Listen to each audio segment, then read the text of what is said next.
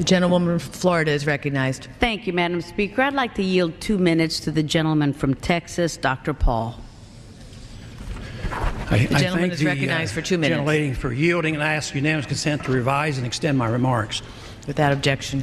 Madam Speaker, I rise in opposition to this resolution, not because I am taking sides and picking who the bad guys are and who the good guys are, but I'm looking at this more from the angle of being a United States citizen, an American, and I think resolutions like this really do us great harm.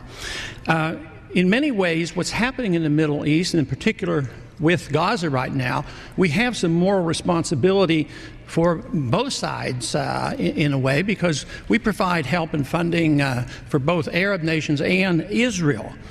And so we definitely have a moral responsibility, and especially now today, the weapons being used to kill so many Palestinians are American weapons, and American funds essentially are being used for this. But there's a political liability which I think is something that we fail to look at, because too often there's so much blowback from our intervention in areas that we shouldn't be involved in. You know, Hamas, if you look at the history, you'll find out that Hamas was encouraged and really started by Israel, because they wanted Hamas to counteract Yasser Arafat. And you say, well, yeah, that was better then and served its purpose, but we didn't want Hamas to do this. So then we as Americans say, well, we have such a good system, we're going to impose this on the world. We're going to invade Iraq and teach people how to be Democrats. We want free elections.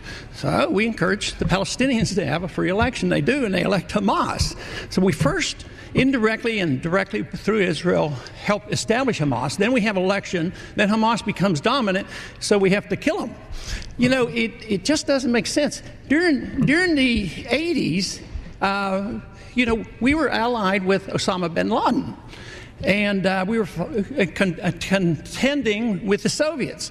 It was at that time our CIA thought it was good if we radicalized the Muslim world.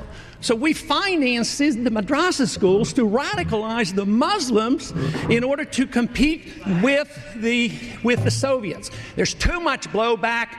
There's a lot of reasons why we should oppose this resolution. It is not in the interest of the United States. It's not in the interest of Israel either.